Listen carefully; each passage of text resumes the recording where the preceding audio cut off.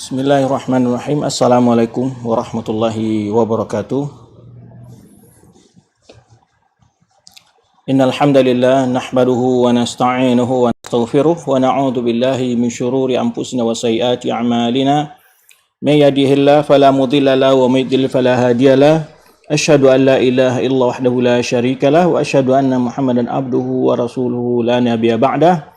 Amma ba'd fa inna asdaqal hadithi kitabullah wa khairal hadi Muhammadin sallallahu alaihi wasallam wa syarrul umuri muhdatsatuha wa kullu muhdatsatin bid'ah wa kullu bid'atin dhalalah wa kullu dhalalatin finnar. Para akhwat yang rahmati Allah Subhanahu wa taala, segala pujian syukur kepada Allah Subhanahu wa taala kembali di hari Ahad atau pagi hari Ahad ini kita diberi kemudahan dan kesehatan oleh Allah Subhanahu wa taala untuk melanjutkan pembahasan kita yaitu dalam kitab Tambihatun, yaitu penjelasan ala ahkamin takhtasu bil mu'minat, hukum-hukum khusus dengan wanita-wanita beriman. Jadi pembahasan hal-hal yang berkenaan secara khusus dengan para wanita. Baik, pada pembahasan yang lalu telah kita bahas beberapa hukum berkenaan dengan haid, nifas dan istihadah. Ya. Pada kesempatan ini adalah al-faslur rabi', pembahasan yaitu fasal yang keempat dari pembahasan kitab Tambihatun, ya tanbihatun, peringatan, penjelasan ala ahkamin takhtasu bil mu'minat. Pasal yang keempat ini berbicara tentang hukum-hukum yang khusus tentang pakaian dan hijab para wanita muslimah, ya. Para wanita muslimah. Baik. Di sini akan dijelaskan sifatul libas asy-syar'i lil muslimah. Bagaimana bentuk pakaian yang sesuai dengan agama bagi wanita muslim.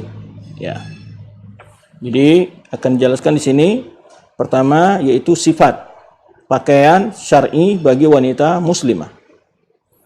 Yang pertama adalah yajibu ayyakuna libasul mar'atil muslimati dafiyan.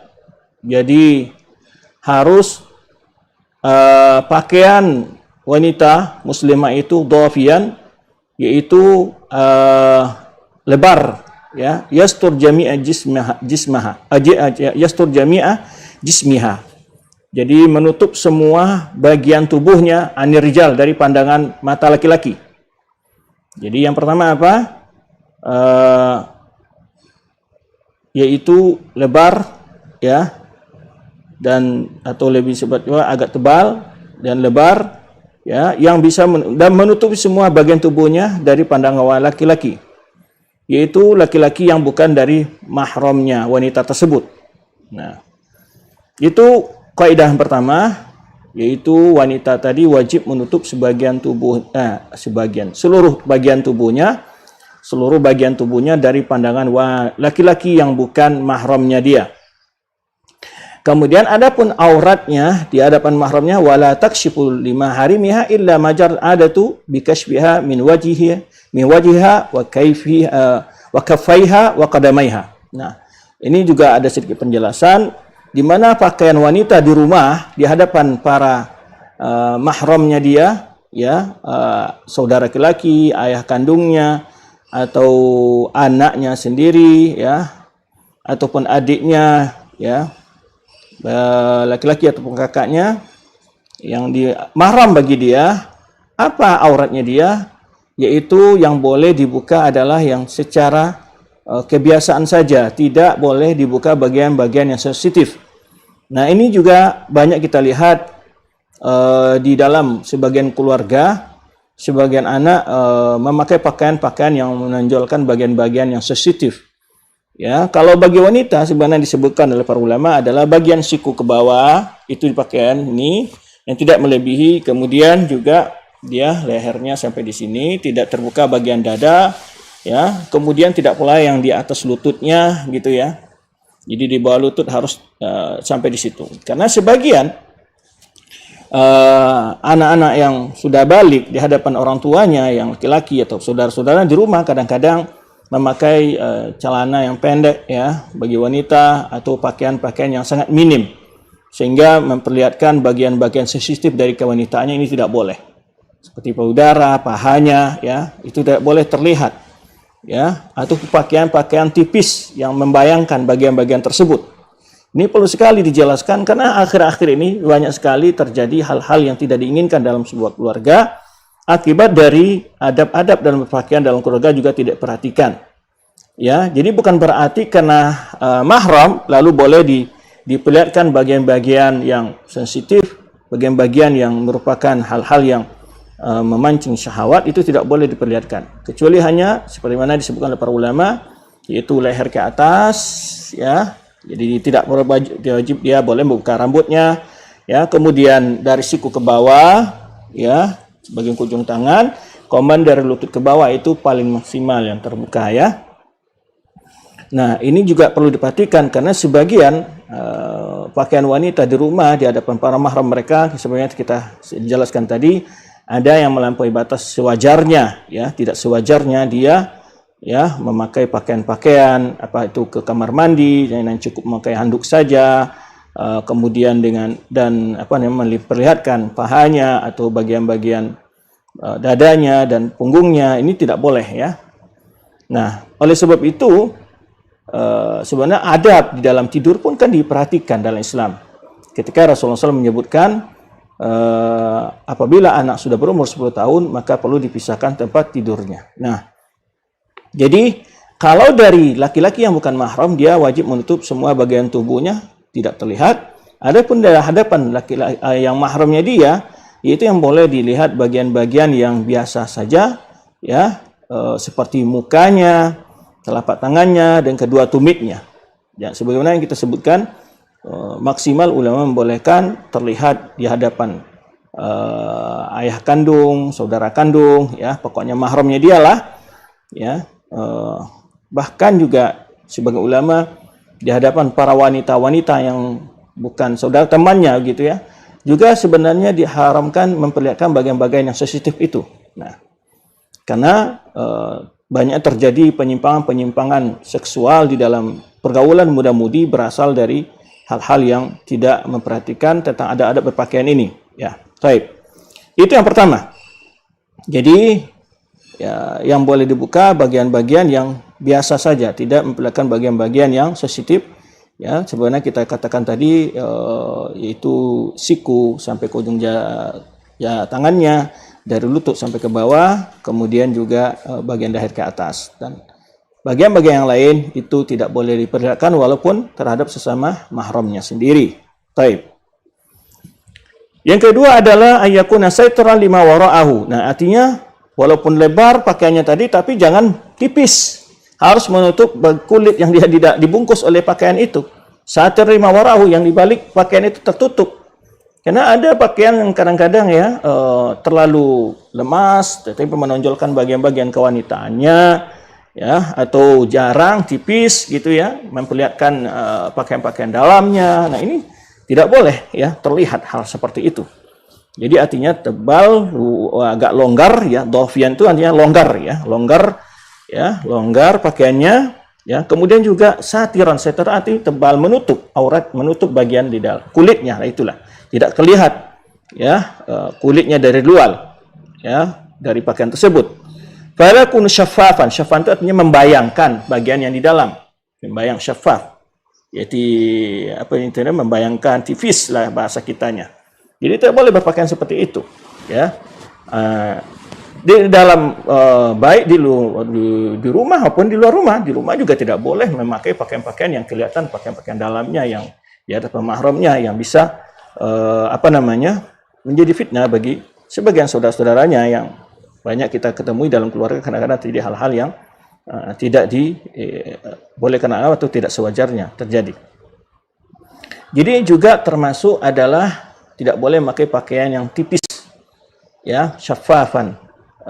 Kita itu tembus pandang istilahnya, ya, tembus pandang. Ya. Yara min waraihi launa basyratiha. Jadi dilihat bisa dilihat, ya, yura min waraihi launu basyratiha, atau terlihat di balik, di luar bajunya itu kelihatan warna kulitnya. Ya, kelihatan juga mungkin kalau bahasa lebih kasarnya panunya gitu, ya. Jadi jangan kelihatan tai lalatnya apa semacam. Artinya tidak boleh istilahnya pakaian wanita itu tembus pandang, ya, tembus pandang yang memperlihatkan warna kulitnya atau bagian-bagian pakaian dalamnya, itu tidak boleh. Taib. Hikmah dari ini semua adalah karena Allah ingin menjaga kehormatan wanita itu, ya, ingin menjaga kehormatannya dan dia tidak menjadi santapan setiap orang yang melihat kepadanya, menikmati kecantikan dia, ya, sehingga menimbulkan syahwat dan fitnah dan dosa yang memancing terjadinya perzinaan dan sebagainya. Nah, ini sebetulnya menjaga para wanita itu sendiri, ya. Dan di awal pembahasan kita jelaskan, seandainya wanita-wanita benar lebih menjaga diri mereka, sungguh berbagai bentuk kejahatan-kejahatan yang terjadi di masyarakat yang berkenaan dengan hubungan seksual dan lain sebagainya akan bisa diminimalisir atau diberantas atau dikurangi, begitu, ya. Itu yang kedua, tidak boleh tembus pandang tipis, ya. Nah, baik dari sisi warnanya maupun dari sisi dasarnya. Kadang-kadang ada yang pakai baju kaos, ya, kemudian memperlihatkan bagian-bagian pada tubuhnya tersebut. Yang ketiga, alaikuna dayiqan. Nah, tidak boleh sempit, ketat sekali, ya, ketat sekali memperlihatkan otot-ototnya atau bagian-bagian tubuh kewanitaannya yang, ya, itu tidak boleh memakai pakaian yang ketat. Yubayyinu hajma a'dha'iha, memperlihatkan ukuran bagian tubuhnya, ya, ototnya gede, ototnya kecil, ototnya kekurusan segala macam, ya, dan memperlihatkan bagian-bagian anggota tubuhnya, memperlihatkan ukuran bagian anggota tubuhnya. Tidak boleh memakai pakaian yang sangat ketat. Ya, tidak boleh ketat. Nah, jadi sudah berapa tadi? Longgar, ya. Kemudian apa yang kedua? Menutup, ya, tidak boleh tembus pandang tipis, ya. Yang kedua yang ketiga tidak boleh sempit. Jadi kok boleh saja tidak tembus pandang, boleh saja tapi ketat sekali, ya, dayiqan, ya, terlalu ketat, ya. Kadang-kadang zaman sekarang kalau kita lihat wanita-wanita yang belum mendapat hidayah dari Allah Subhanahu wa taala, kita lihat kadang-kadang istilahnya lagi musimnya memakai pakaian bayi, istilahnya. Banyaknya orang-orang yang sudah dewasa umur 15 tahun, 25 tahun memakai baju anak yang 5 tahun, istilahnya. Terlalu kecil, ketat, kemudian, ya, seakan-akan bajunya menangis gitu, ya, dipaksakan. Baik. Jadi tidak boleh memakai pakaian yang sempit, ketat, ya, yang menunjukkan, membayangkan ukuran anggota badannya, ya. Sebenarnya terdapat dalam Sahih Muslim dari Nabi sallallahu alaihi wasallam bahwa beliau bersabda, "Sinfani min ahli nar lam arahuma." Ya. Ada dua jenis dari penghuni ahli neraka, aku belum melihatnya. Itu tidak ada di zaman Rasulullah SAW. Qaumun ma'ahum siyatun ka'adnabil baqar yadribuna bihan nasa. Yaitu orang yang membawa cambuk seperti ekor sapi, yang dengan itu dia selalu mencambuk manusia dengan hal itu. Itu manusia yang membawa cambuk seperti ekor sapi, ya, yang digunakan untuk memukul atau mencambuk orang lain. Nah, yang kedua adalah wanita nisaun kasiyatun ariyatun, wanita berpakaian tapi telanjang, itu istilahnya. Ini yang tadi kita sebutkan, berpakaian tetapi memperlihatkan, ya, transparan atau tipis, memperlihatkan bagian-bagian tubuhnya yang sensitif, ya, bagi orang melihatnya, ya. Jadi wanita yang berpakaian tapi telanjang, ma'ilatun mumillat, ya, berjalannya berlenggok-lenggok, lunglai-lunglai, ya. Ya, ru'usuhunna ka'asnimati, ya, ka'animatil bukhtil ma'ilah. Jadi kepalanya seperti pondok onta yang bergoyang, berjalan. Jadi pondok onta kalau berjalan itu kan bergoyang-goyang, punduk yang di atas punggungnya gitu, ya. Nah, la yadkhulnal jannata, ya, wanita-wanita begini tidak akan masuk surga. Wala yajidna rihaha, dan tidak akan mencium bau surga, harumnya surga. Wa in rihaha la yujadu min masirti kadza wa kadza. Sungguhnya keharuman surga itu didapati dari jarak sekian-sekian, kata Rasulullah SAW. Nah, ini ancaman bagi wanita-wanita yang tidak menutup auratnya sesuai dengan aturan agama. Jadi ini dalil nih bahwa memakai pakaian yang longgar, memakai pakaian yang tebal, tidak tipis, tidak transparan, dan tidak memakai pakaian yang begitu ketat atau terlalu sempit, ya. Baik. Kemudian, ya, berkata Syaikhul Islam Ibnu Taimiyah menjelaskan, ya, Syekh Taimiyah menjelaskan dalam Majmu' Fatwanya jilid 22 halaman 146, beliau menjelaskan Nabi SAW telah menjelaskan ya waqat Rasulullah SAW kasiyatun ariyat. Apa maksud dari berpakaian namun telanjang itu? Apa maksudnya? Bi antak tasi ma la yasturuha, yaitu memakai pakaian yang tidak menutup auratnya, berpakaian tapi tidak menutup auratnya. Ya. Ini ada dua hal, imma berpakaian tidak sampai menutup semua auratnya atau berpakaian yang dalam, yang longgar tapi membayangkan tubuhnya atau transparan, ya. Wahia kasiyatun, dan ia berpakaian, wahia fil haqqi ariyah, tapi hakikatnya ia telanjang.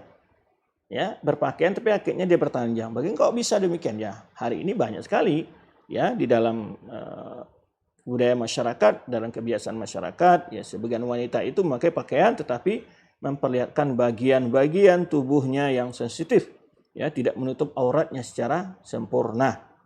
Jadi walaupun berpakaian namun memperlihatkan auratnya, ya.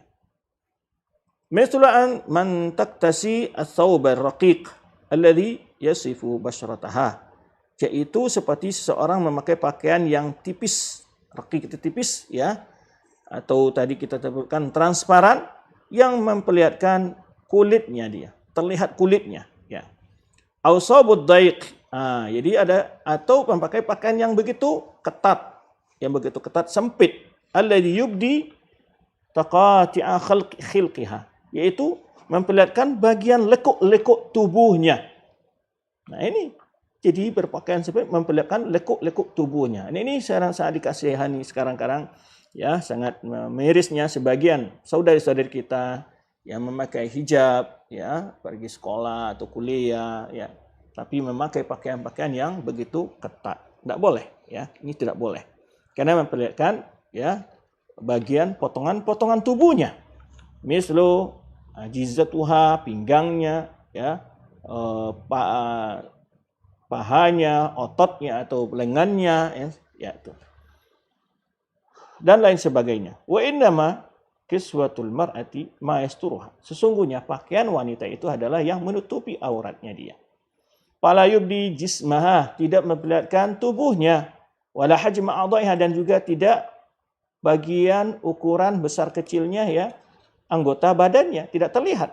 Dikaunihi katifan, ya, wasi'an, ya, karena pakaiannya itu harus tebal dan longgar. Nah, ini disebutkan oleh Syekh Taimiyah tentang sifat, menjelaskan yaitu indikasi bagaimana wanita yang berpakaian tadi bertelanjang, yaitu yang pertama tadi adalah pakaiannya transparan, tembus pandang, kelihatan bagian-bagian tubuhnya ataupun kulitnya. Yang kedua, atau memakai pakaian yang begitu ketat, itu kasiyatun ariyah, pakaian yang begitu ketat, sempit, memperlihatkan lekuk-lekuk tubuhnya, bagian-bagian tubuhnya, ya. Baik. Yang keempat, nah ini yang keempat, pakaian wanita itu tidak boleh menyerupai pakaian laki-laki. Alla tushbiha birrijali fi libasiha, ya. Alla tatashabbaha birrijal fi libasiha. Tidak boleh menyerupai, ya. Ya, tidak menyerupai laki-laki dalam pakaiannya. Baik. Tentu ini kembali secara umum dalam masyarakat. Ya, umumnya pakaian ini ada baju kaos, ya, kadang-kadang sama aja laki perempuan. Jadi yang dimaksud inilah pakaian-pakaian khusus wanita, baik dari segi warna maupun modelnya, potongannya semacam. Tapi tidak dipungkiri di sana ada pakaian yang mustarakah, ya, seperti sarung kadang-kadang, ya kan, sama kadang-kadang sarung atau sandal jepit, ya, itu kan tidak ada yang khusus wanita. Tapi kalau ada dari suatu pakaian berbeda antara laki dan perempuan, maka tidak boleh perempuan memakai pakaian laki-laki dan tidak boleh laki-laki memakai perempuan. Karena Rasulullah SAW, Nabi SAW melaknat orang perempuan yang menyerupai laki-laki, ya. Bahwa Rasulullah mutasyabihat minan nisa birijal.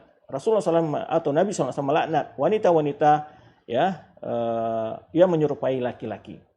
Di sini banyak sekali disebutnya penyerupai laki-laki ini oleh jelas para ulama, baik potongan rambutnya, cara berjalannya, kemudian cara bicaranya, termasuk juga dalam pakaiannya, ya. Jadi ada memang pakaian-pakaian yang khusus untuk wanita dan khusus untuk laki-laki, maka tidak boleh dicampur aduk di situ, tidak boleh laki-laki memakai pakaian wanita. Ini kembali kepada uruf ya, kepada budaya juga.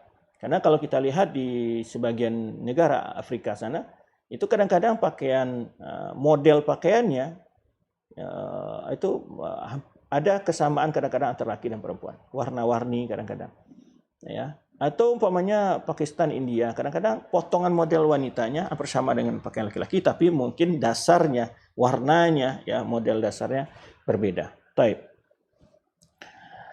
Jadi yang dimaksud sini adalah apabila dalam jenis pakaian itu ada yang khusus laki-laki dan ada yang perempuan, tapi berbeda kalau pakaian itu memang sama modelnya seperti kita sebut kaos oblong umpamanya ya, kaos yang kadang-kadang itu laki dan perempuan memakainya. Dan juga melaknat laki-laki yang menyupai wanita, ya.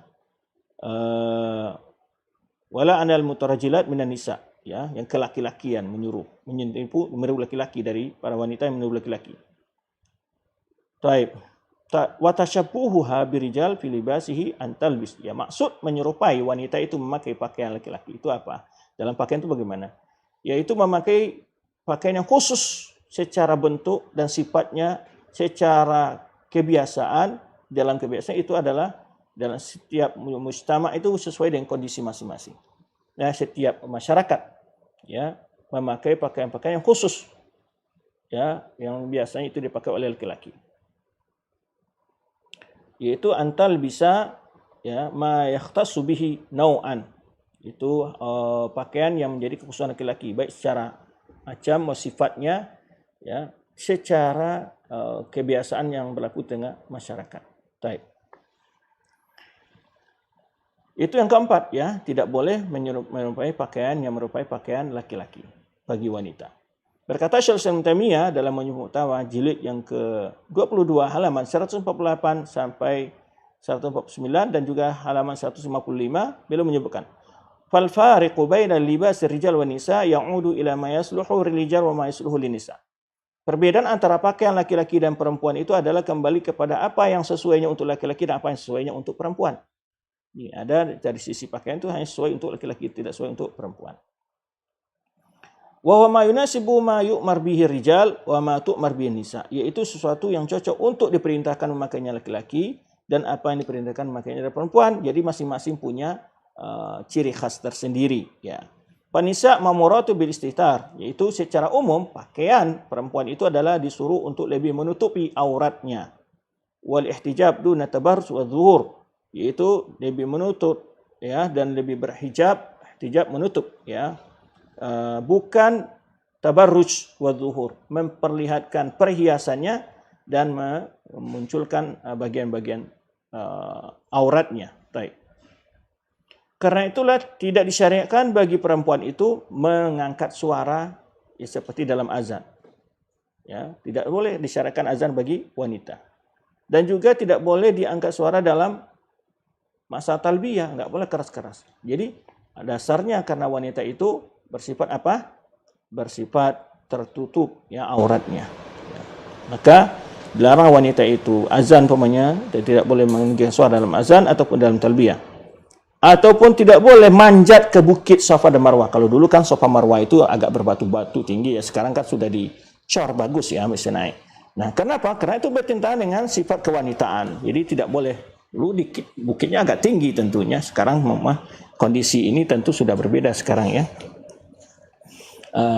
Wanita-wanita tidak menyulitkan baginya untuk pergi ke bukit Safa dan Marwah itu sekarang. Baik, karena sudah sangat rendah bukitnya. Dari dulu kata Syekh Islam Taimiyah di masa beliau tentunya tidak boleh naik ke bukit Safa dan Marwah, ke bukitnya tentunya. Wala tajarrudu fil ihram kama itu, dan juga tidak bolehnya wanita untuk dibedakan di sini seperti wanita tidak boleh ketika berihram ya seperti laki-laki, yaitu laki-laki tidak boleh memakai pakaian yang berjahit. Wanita kan enggak dilarang dalam ihram. Jadi dibedakan, ini hukum perbedaan dasar bahwa wanita itu lebih disuruh untuk lebih banyak menutup auratnya, gitu maksudnya ya. Sebenarnya beda dengan laki-laki ketika berihram, dia disuruh menanggalkan semua pakaian-pakaiannya yang berjahit kecuali dengan dua pakaian putih saja atau pakaian ihram saja. Seorang laki disuruh untuk membuka kepalanya, tapi wanita tidak ketika berihram. Ya, wala yalbis thiyab mu'tada, laki-laki tidak boleh memakai pakaian biasa ketika berihram. Wanita boleh. Ini hal-hal perbedaan. Kemudian ya pakaian yang biasa yang dijahit itu maksudnya adalah allati tusna ala qadri a'dha'ihi, yaitu di mana pakaian itu dijahit sesuai ukuran anggota badannya. Demikian pula laki-laki tidak boleh memakai gamis dan tidak pula celana, gamis dan celana atau bornis. Bornis itu adalah topi yang terbuat dari kain, wala khuf, dan juga tidak boleh memakai sepatu. Kemudian ada pun wanita tidak larang itu semua. Tidak larang sedikit pun dari hal itu semua. Dari pakaian enggak ada yang dilarang dia.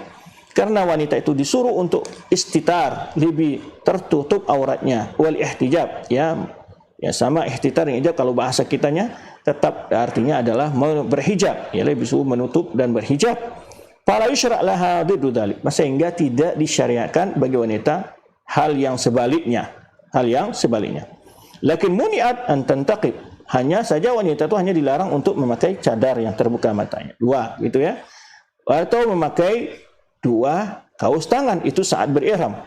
Li'anna dzalika libasul masnu' ala qadri wudu, karena itu pakaian itu terbuat dengan cara sesuai dengan ukuran anggota badannya. Ya, jadi kalau contoh tangan kan pas sesuai dibentuk dengan tangan seseorang tadi. Maka ini yang dilarang bagi wanita ketika berihram, yaitu pertama memakai cadar yang ya, kedua adalah memakai sarung tangan. Karena kata Syaikhul Islam adalah karena itu menunjukkan ukuran anggota badannya. Wala hajata biha ilaihi, yang tidak perlu untuk melaksanakan itu pada saat berihram.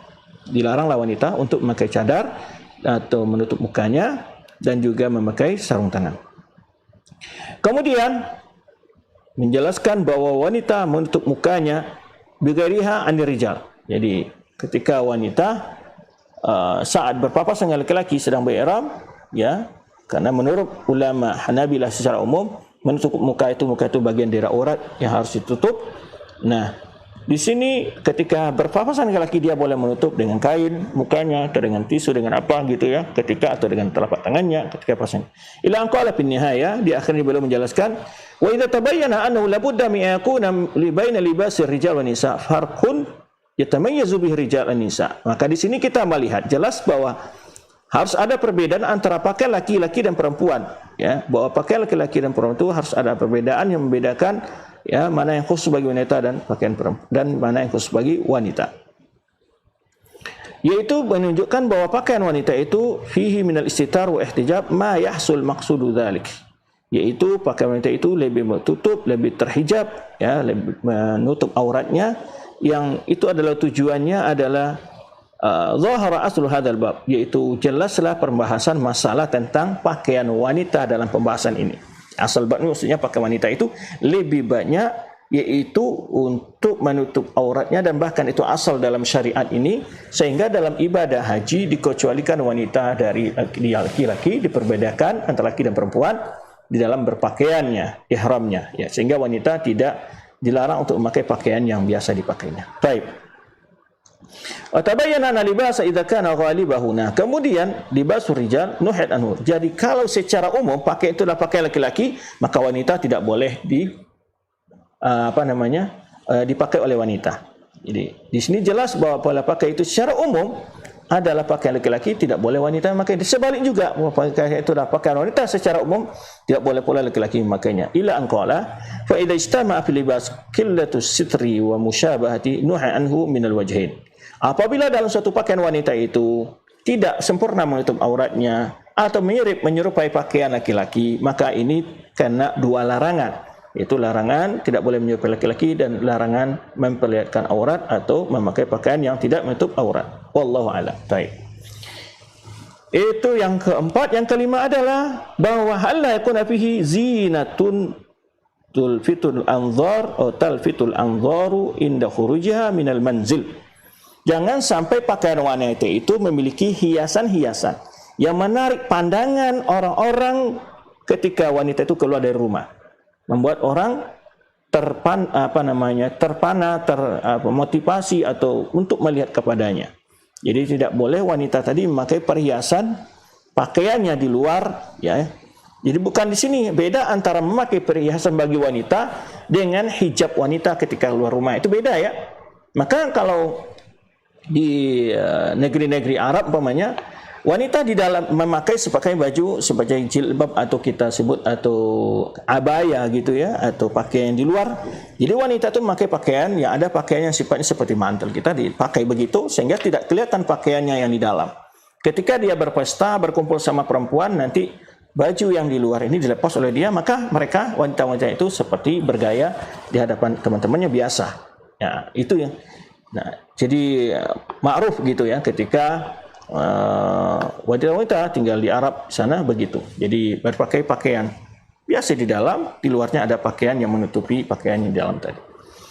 Jadi perhiasan bukan dilarang sini wanita memakai perhiasan, tapi dilarang memakai hias bajunya yang di luar tadi, abaya yang di luar tadi, pakaian di luar memiliki perhiasan yang membuat pandangan orang tertuju kepadanya ketika keluar rumah. Ya, li'alla takuna minal mutabarrijat bizina, supaya dia tidak termasuk wanita-wanita yang tabarruj dengan perhiasan itu. Tabarruj itu adalah memperlihatkan perhiasannya, ya. Nah, ini di antara hal-hal yang perlu diperhatikan. Banyak pertanyaan-pertanyaan para akhwat, bagaimana sekarang teman-teman yang sudah pakai cadar juga cadarnya berenda-renda segala macam. Ini termasuk kepada hal yang zina yang membuat yulfitun nazar, yang membuat orang yang bukan mahramnya akan melihat, memancing pandangan orang untuk tertuju kepadanya. Nah, tapi bolehkah wanita memakai pakaian ketika pesta? Memakai pakaian itu boleh saja, tetapi bukan untuk di luar, di di pandangan lepas, tapi di dalam ruangan pesta, selaki perempuan saja semuanya mereka boleh berhias semau-maunya di sana, ya, dengan pakaiannya, pakai emas segala macam dibolehkan. Jadi ini harus dibedakan antara wanita boleh berhias dengan wanita berhias di luar rumah dengan melalui bajunya yang di luar. Itu maksudnya kelihatan yang memancing pandangan laki-laki untuk melihat kepadanya. Nah, yang kedua adalah itu tadi tentang apa? Tentang sifat libas atau ciri-ciri pakaian seorang wanita muslimah. Yang kedua adalah hijab. Apa makna hijab dan dalil-dalil tentang hijab? Ya. Yaitu hijab artinya adalah antastur mar'atu badanaha anirijal alladzi laysu min mahrim, yaitu wanita menutup badannya dari pandangan laki-laki yang bukan mahramnya. Sebagaimana Allah sebutkan dalam firman-Nya itu dalam surat An-Nur ayat 31, wala yubdina zinatahunna illa ma dhahara minha. Jangan wanita-wanita itu memperlihatkan perhiasan kecantikannya, perhiasannya kecuali apa yang terlihat saja dari perhiasan itu. Waliyadribna bikhumurihinna ala jiyubihinna. Hendaklah mereka wanita-wanita itu melepaskan yaitu hijabnya atau selendangnya di atas dadanya. Jadi dari atas ke bawah itu. Liyadrib bikhumurihinna, selendang mereka di atas dada mereka. Walibdina zinatahunna illa libu'unatihinna. Jangan sampai wanita-wanita itu memperlihatkan perhiasannya kecuali bagi para suami mereka. Ya, tidak boleh terlihat perhiasan-perhiasan wanita kecuali di hadapan suaminya atau di hadapan orang tuanya yang laki-laki, ayahnya, atau mertuanya yang laki-laki, atau anaknya sendiri, atau anak suaminya, anak tiri, ya, atau saudara-saudara laki-lakinya. Nah, itu boleh terlihat. Zinatul mar'ah di sini yang dimaksud tadi apa? Bagian-bagian yang memang dibolehkan secara syar'i, tapi tidak boleh melebihi batas yang juga dari aurat, ya, ketika ada di hadapan mahramnya memperlihatkan pokoknya sampai ketek memakai baju you can see di rumah, ya, di hadapan orang tua, itu tidak boleh. Maksudnya orang tua laki-lakinya atau saudara laki-lakinya, ya. Baik, kemudian ya itu jadi yang boleh tadi dia tidak memakai hijab, membuka cadarnya, membuka jilbabnya, ya, itu adalah di hadapan siapa saja, itu di antara mahram-mahramnya siapa, yaitu ayahnya atau mertuanya atau anak laki-lakinya atau anak suaminya, itu anak tirinya, atau saudara laki-lakinya. Baik. Juga firman Allah SWT, yaitu orang-orang yang dibolehkan bagi wanita untuk memperlihatkan perhiasannya. Juga firman Allah SWT, ya, wa idza sa'altumuhunna mata'an fas'aluhunna min wara'i hijab. Ini kata-kata hijab di dalam Al-Qur'an yang sempat juga dikatakan oleh sebagai orang yang bodoh di negara kita, mengatakan enggak ada kalimat hijab dalam Al-Quran katanya, ya kan. Dia mengomentari di mana ada kalimat hijab, tidak ada hijab dalam Al-Quran. Kata Allah SWT, wa idza sa'altumuhunna, apabila engkau meminta sesuatu kepada wanita-wanita ini, walaupun dalam ayat maksud istri Nabi SAW, ada kebutuhan, ya, fasaluna mintalah di belakang hijab, ya. Mereka hijab maksudnya apa? Hijab, maksud dengan hijab ini adalah mayastur mar'ah, yang menutup wanita tadi, baik dinding, baik pintu atau pakaian, ya. Ayat ini wa in kana, jadi walaupun ayat ini adalah berbicara tentang istri-istri Nabi sallallahu alaihi wasallam, tapi hukumnya umum bagi semua wanita-wanita yang beriman. Karena Allah SWT menyebutkan illahnya dengan firman-Nya, dzalikum atharu liqulubikum wa qulubihinna. Itu lebih membuat hati kalian lebih bersih dan hati wanita itu juga bersih. Artinya tidak timbul fitnah, ya, ketika berhadap-hadapan secara langsung, ya, ketika memberikan sesuatu. Nah, ini harus dibalik hijab begitu. Nah, agar lebih selamat hati masing-masing. Baik. Dan ini dalil menunjukkan ya keumuman. Maka keumuman illah dari ayat ini dalil tentang keumuman hukumnya. Dan juga firman Allah Subhanahu wa taala, ya ayuhan nabi qul li azwajika wa banatika wa nisa'il mu'minin. Dalilnya juga maksudnya wanita mukminat dalam ayat itu, karena Allah perintahkan kepada Nabi SAW, wahai Nabi, katakanlah kepada istri-istrimu dan anak-anak perempuanmu dan wanita-wanita orang beriman, yudnina alaihinna min jalabibihinna. Hendaklah mereka menutup di atas badan mereka, menutup badan mereka dengan jilbab-jilbabnya. Jilbab itu dalam definisi Arab bukan selendang yang taruh di atas kepala sebetulnya. Jilbab itu adalah pakaian aslinya. Pakaian aslinya. Ya. Jadi kalau maka kadang-kadang uruf ini bahasa-bahasa kadang-kadang juga menentukan pengertian dalam sebuah hukum, ya. Seperti masalah di negara kita, masjid yang tidak dilaksanakan salat Jumat disebut musalla. Padahal sebetulnya secara hukum syar'i itu disebut masjid walaupun tidak ada salat Jumat. Maka kita disunahkan di situ salat di masjid, bahkan juga boleh iktikaf di musalla itu. Ya, walaupun tidak ada salat Jumat. Nah, inilah pentingnya kita menjelaskan pengertian definisi syar'i, pengertian penjelasan syar'i terhadap sesuatu hukum dan juga apa yang dimaksud. Jilbab itu bukan hanya sekedar maksudnya jilbab yang biasa dijual itu sepotong kain biasa dipasang di kepala saja, bukan itu maksudnya. Tapi jilbab itu pakaian wanita secara keseluruhan. Jilbab bisa maksudnya adalah baju abaya atau baju gamis, gitu. Baik.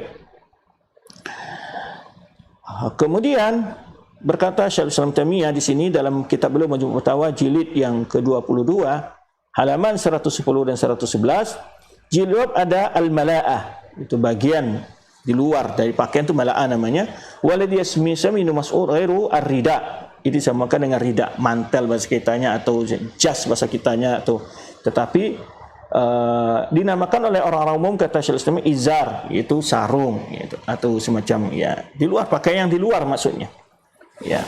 Wal izar kabir, yaitu pakaian yang menutup juga di ra'saha wasail badan, yang menutup semua pakaiannya dan juga menutup kepalanya dan semua badannya. Jadi itu yang disebut jilbab itu.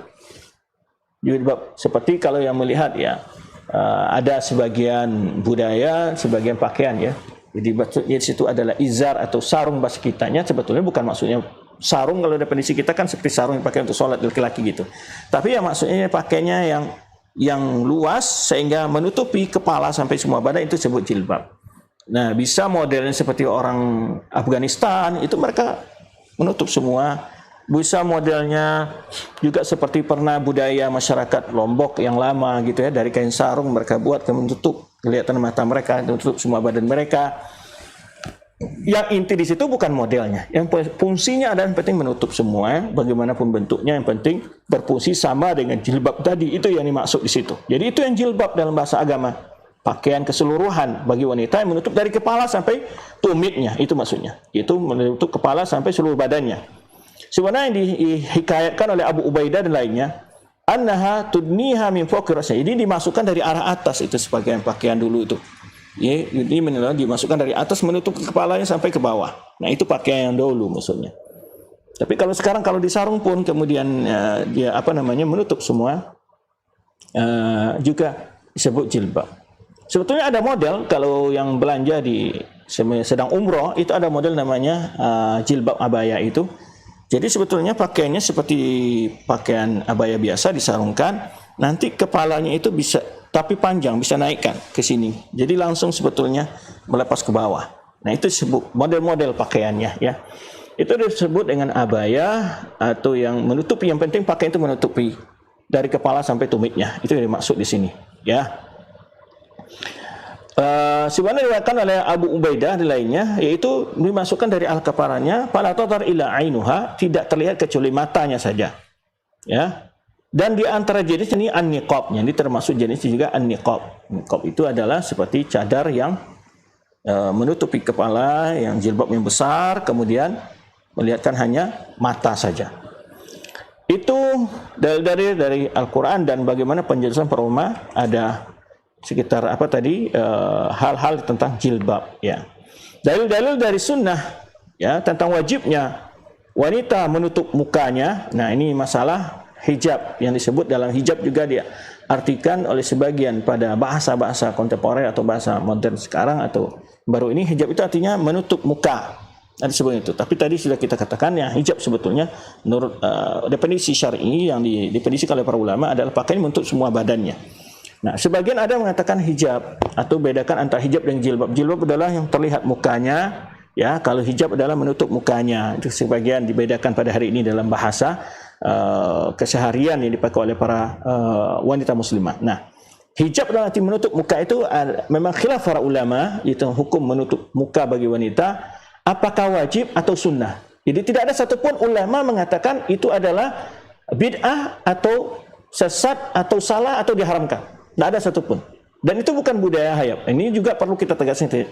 Berhijab itu bukan budaya Arab. Itu adalah ajaran Islam. Karena Arab sebelum turunnya hijab, mereka tidak berhijab. Mereka tidak berjilbab. Mereka tidak berpakaian syar'i sebelum turunnya perintah ayat tentang berhijab. Jadi, maaf bicara kita ketika ada ungkapan seorang dianggap sebagai ahli tafsir di bangsa kita ini mengatakan bahwa jilbab menutup kepala itu adalah budaya Arab, ini barangkali dia perlu membaca lagi apa itu budaya Arab dan apa itu ajaran Islam. Barangkali dia keliru dalam memahami budaya Arab. Budaya Arab itu aslinya tidak pakai hijab. Bahkan hari-hari ini sebetulnya jika lihat, ya ada sebagian budaya-budaya Arab itu yang asli mereka tidak pakai pakaian Islam, ya. Apalagi yang kalau bukan beragama Islam. Jadi aslinya budaya Arab itu tidak berhijab. Jadi ya sama sebenarnya Allah katakan, bahkan jangankan berhijab di luar hati. Jadi saat beribadah mereka malah kadang-kadang menangkalkan semua pakaiannya. Sebenarnya disebutkan dalam Ibnu Katsir dan tafsirnya ketika Allah merintahkan khudzu zinatakum inda kulli masjid dalam surah Al-A'raf, ambillah pakaian kalian ketika kalian datang ke masjid. Itu ini makasih menjelaskan karena dulu orang-orang budaya Arab itu ketika tawaf itu mereka tidak berpakaian, wanita-wanita itu, karena alasannya pakaian itu sudah dibawa untuk berbuat dosa sehingga harus bersih. Nah, ini bentuk logika-logika ya yang terjadi di tengah masyarakat, termasuk mengatakan bahwa hijab itu budaya Arab, itu suatu hal yang sangat keliru. Ima dua kemungkinan, ima dia tidak memahami apa itu budaya Arab dan atau dia tidak memahami apa itu ajaran Islam. Dalam pembahasan ini tentunya ya. Baik. Dia tidak benar kalau hijab itu budaya Arab, tapi itu adalah memang ajaran Islam. Dan ulama semua sepakat bahwa wanita menutup mukanya itu lebih afdal dari wanita yang tidak. Terlepas dari kata-kata wajib dan sunnah tadi. Jadi, karena memang seperti terjadi diskusi yang panjang juga di para ulama tentang masalah ini, karena ada dua riwayat antara Wa'id bin Abbas dan Wa'id bin Mas'ud ya. Nah, sebenarnya ini dijawab oleh para ulama, penjelasan itu lebih luas. Tetapi ulama-ulama yang mengatakan walaupun menutup muka itu hijab itu, bercadar itu adalah sunnah, namun mereka mengatakan itu lebih baik dan lebih afdal. Dan bahkan semua mereka mengatakan jika tidak terjadi fitnah, tidak menimbulkan fitnah. Kalau menimbulkan fitnah itu adalah lebih utama. Ini dibahas oleh Syekh Muhammad bin Shalih Al-Utsaimin dalam kitab beliau menjelaskan hijabul mar'ah. Ada beberapa ulama-ulama lain yang menjelaskan masalah ini juga. Syekh bin Baz juga membahas masalah ini. Baik. Jadi ini akan dibahas adalah tentang masalah menutup muka bagi wanita yang memakai cadar, atau bahasa kita demikian, ya. Yaitu kewajiban dalil dari sunnah Nabi SAW tentang wanita menutup mukanya di depan laki-laki yang bukan mahramnya. Itu hadis Aisyah anha, ia berkata, "Kana rukbanu yamuruna bina wa nahnu ma'a Rasulullah SAW muhrimatin." Ya. Ketika para orang-orang yang berangkat haji mengendarai, ya, rukban itu orang yang mengendarai onta umpamanya, kuda. Ketika mereka melewati kami dan kami bersama Rasulullah SAW sedang keadaan berihram. Kalau wanita dan keadaan ketiba muka-muka yang tidak boleh pakai cadar, tidak menutup mukanya. Faidah hazubina, apabila berpapasan dengan kami, kata Aisyah, sadalna ihdana jilbabaha. Salah seorang kami menurunkan jilbabnya ke mukanya. Min ra'siha ala wajha, dari kepalanya ke mukanya. Diturunkan begitu. Nah, gitu. Jadi faidah jawazana kashafna. Apabila mereka sudah lewat, baru kami buka lagi. Ini di antara dalil bahwa wanita itu, bahwa di masa Rasulullah SAW, ya, kewajiban menutup mukanya. Makanya ketika ada orang pengendara lain, ya, orang lain berkendaraan, onta menaiki penunggang-penunggang lain yang berjalan naik tunggang kuda atau onta berpasangan mau berangkat umroh, yaitu dengan Rasulullah SAW dan para istrinya beliau dan para wanita-wanita lain, yaitu apabila berpapasan begitu, mereka menurunkan jilbab dari atas kepalanya ke wajah muka mereka, situ tutup. Apabila sudah lewat, mereka buka lagi. Nah, begitu. Nah, ini menunjukkan tentang disyariatkannya menutup muka di hadapan laki-laki yang bukan mahram. Ini di antara dalil yang ingin disebutkan oleh Shalih Fauzan di sini. Dalil tentang kewajiban wanita menutup mukanya di hadapan laki-laki yang bukan mahramnya dari Al-Quran dan Sunnah, kata beliau, sangat banyak. Dan aku mengusulkan, kata beliau di sini, untuk kalian, ya, membaca, ya, wahiluki, ya, di sini aku berharap kalian, wahai wanita muslimah, yaitu al-akhwat muslimah, para saudari-saudari muslimah, dalam hal itu untuk membaca risalah ini, Hijabul Mar'a wa Libasuha fi Shalah, karangan Syekh Islam Taimiyah, yaitu Hijabul Mar'a, yaitu hijab wanita dan pakaiannya ketika dalam salat, karangan Syekh Islam Taimiyah. Dan juga tulisan Syekh Abdul Aziz bin Baz, yaitu Hukmus Sufur wal Hijab, ya, hukum membuka sufur, itu membuka wajah dan hijab, ya, karangan Syekh bin Baz. Dan juga tulisan Syekh Hamud bin Abdullah Tuwaijiri, yaitu As-Sarim Masyhur ala Mubtina bis Sufur, yaitu As-Sarim Masyhur, senjata, ya, pedang terhunus bagi orang-orang yang mengajak untuk terbukanya aurat wanita. Sufur itu intinya membuka aurat. Dan juga Risalatul Hijab, itu risalah hijab karangan Syekh Muhammad bin Shalih Al-Utsaimin. Di sana dikupas dalil-dalilnya lebih rinci oleh para ulama-ulama dan menjawab berbagai hujah-hujah ulama yang mengatakan tidak wajibnya, tetapi mereka semua sepakat minimal hukum menutup muka itu, berhijab itu ataupun cadar itu adalah sunnah. Jadi ini perlu disampaikan pada kaum muslimin. Yang menjadi fitnahnya di tengah umat sekarang adalah ketika sebagian tokoh-tokoh agama menjelaskan hijab ini budaya Arab lah, hijab ini ciri teroris lah. Ini orang-orang yang jahil dengan ajaran Islam, sehingga mereka bicara hijab dengan kebodohannya. Mengatakan hijab itu budaya Arab, cadar itu budaya Arab, atau menyebutkan juga itu ciri teroris. Ini sudah ajaran Islam, ya. Teroris itu bukan berhijab istrinya. Bahkan juga bisa saja nanti disebut ciri koruptor, karena koruptor sebagai koruptor ketika ditangkap mulai pula memakai cadar. Nah, ini atau hijab, ya kan.